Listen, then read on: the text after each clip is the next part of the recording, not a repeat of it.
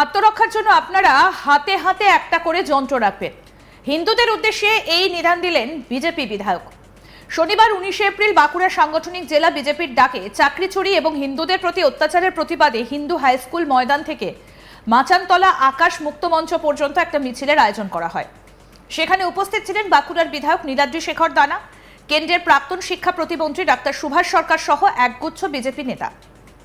মিছিল শেষে বাঁকুড়া শহরের আকাশ মুক্ত মঞ্চে একটা সভারও আয়োজন করা হয়। সেখানে খোলা মঞ্চে বক্তব্য রাখতে গিয়ে ফের বিতর্কিত মন্তব্য করলেন বাঁকুড়ার গেরুয়া বিধায়ক নীলাদ্রি শেখর দানা।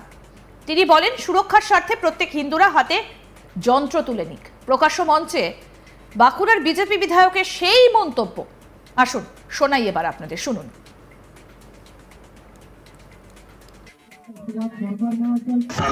লজ্জা যদি থাকতো তাহলে আজকে বেছে বেছে হিন্দুদেরকে এভাবে কতল করতো না।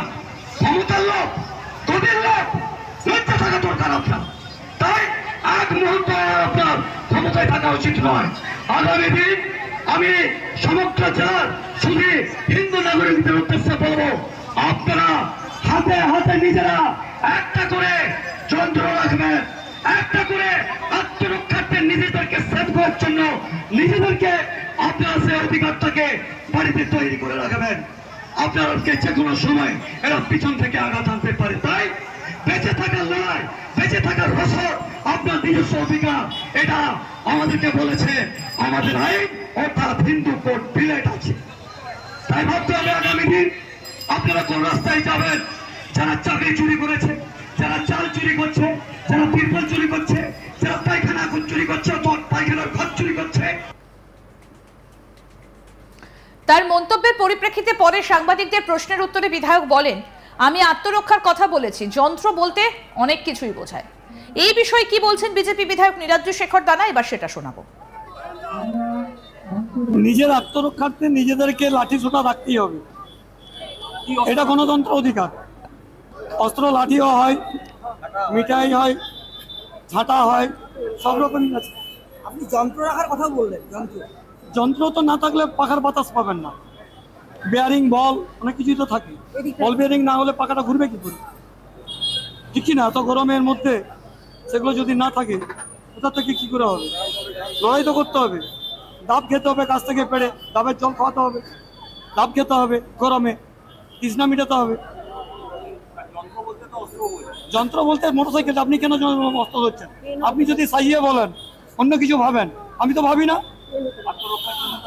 আত্মরক্ষার জন্য মোটরসাইকেল দরকার হয় না? ছুটে পালানোর জন্য ছুটে পালায় না? মোটরসাইকেলটা ফেলে দিয়ে যেতে হয় না? লড়াই করার জন্য, ভোট করার জন্য যেতে হয় না? উন্নয়ন যদি তারা রাস্তায় দাঁড়িয়ে থাকতে পারে তাহলে আমাদের মোটরসাইকেল থাকবে না? নিশ্চিত থাকবে, মোটরসাইকেল যন্ত্র থাকবে আমাদের। একদম ধরে নিয়ে এসে খোঁজে বাঁধতে হবে, কোনো কথা নাই। চোরদের রোধ করা যাবে না, চোরদের রোধ করা যাবে না, এটা বিজেপির স্পষ্ট কথা।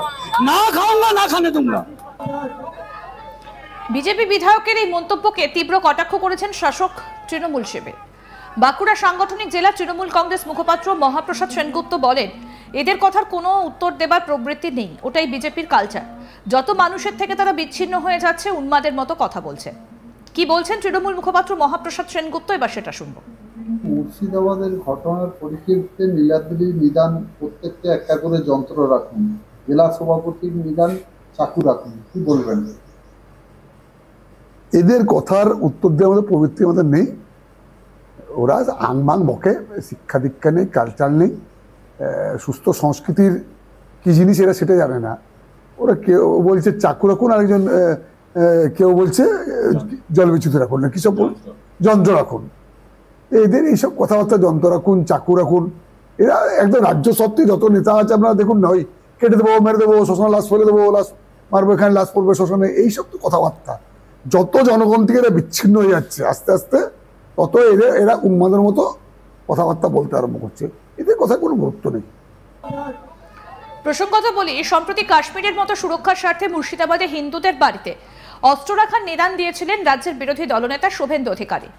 বৃহস্পতিবার 18 এপ্রিল সাংবাদিকদের মুখোমুখি হয়ে বলেন, কাশ্মীরে যে মডেল আছে সেই মডেল মুর্শিদাবাদ এলাকায় যদি না করতে পারা যায় তাহলে 10-15% যে হিন্দু রয়েছে সেটাও থাকবে না, এটাই বাস্তব।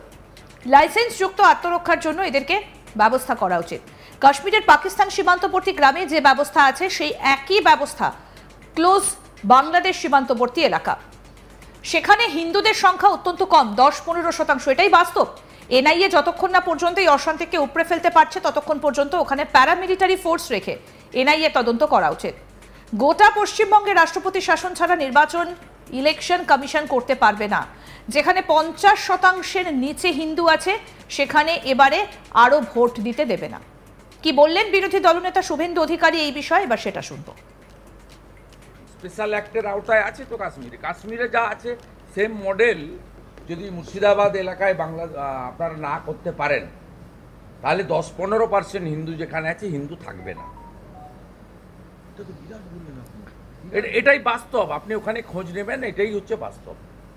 লাইসেন্সযুক্ত আত্মরক্ষার জন্য এদেরকে ব্যবস্থা করা উচিত। কাশ্মীরের পাকিস্তান সীমান্তবর্তী গ্রামে যে ব্যবস্থা আছে সেই একই ব্যবস্থা বাংলাদেশ সীমান্তবর্তী, ক্লোজ বাংলাদেশ সীমান্তবর্তী, এবং যেখানে হিন্দুদের সংখ্যা অত্যন্ত কম, 10-15-20%, এটা করা উচিত। এবং এনআইএ যতক্ষণ না এই রিলিজিয়াস রাইটকে কনস্পিরেটার, ফান্ডার এবং আর্মস ওয়েপেন্স এসছে একে একেবারে উপড়ে ফেলতে পারে ততক্ষণ পর্যন্ত ওখানে প্যারামিলিটারি ফোর্স রেখে এনআইএ ইনভেস্টিগেশন কমপ্লিট করা উচিত আপ টু চার্জশিট। আর ইলেকশন কি সম্ভব? শেষ প্রশ্ন, ইলেকশন কি ওখানে সম্ভব? কোথায়?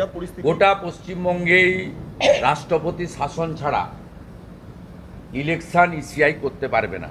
যেখানে 50%-এর নিচে হিন্দু আছে, বহু জায়গায় ভোট দিতে দেয়নি 21 এবং 24-এ, এবারে আরও মাস স্কেলে দেবে না। তার মধ্যে শুধু মুর্শিদাবাদ মালদার একটা অংশ পড়বে না, তার মধ্যে কুচবিহারের দিনহাটা থেকে দক্ষিণ 24 পরগনার ক্যানিং, বাসন্তী, গোসাবাও করবে। এটা বাস্তব, আপনি গিয়ে ঘুরে আসবেন, আপনারা গিয়ে ঘুরে আসবেন। এখন তো প্যারামিলিটারি ফোর্স আছে, আপনারা যেতে পারছেন, ঘুরতে পারছেন, ঘুরে দেখে আসবেন। নন্দীগ্রামে যেভাবে পুলিশের গাড়ি চালকের এই খুন, দুর্ঘটনা নয়, খুন, মমতা ব্যানার্জির শান্তির ছেলেরা করেছে। নন্দী মহারাজ তুলে নিয়ে গিয়ে কেটে খেয়ে নিচ্ছে, মাংস বিক্রি করছে। এর 4 দিন আগে গোকুলনগরে করেছে, আমি তো ভিডিও ফুটেজ দিয়েছি। তখন যদি ব্যবস্থা করতে, পুলিশ করেছে কি, দুটো অন্য জায়গা থেকে নন্দী মহারাজ এনে ওখানে ছেড়ে দিয়ে গেছে। পুলিশের উচিত, ওই গাড়ির নম্বর তো পেয়েছে, আমরা তো সিসিটিভি ফুটেজ দিই, তো প্রাইভেট সিসিটিভি ফুটেজ দোকানে লাগানো ছিল, করেনি। আমি গতকাল ওখানে বক্তব্য রেখেছি। বুঝতে পারছেন, ষাঁড়ও নিরাপদ নয়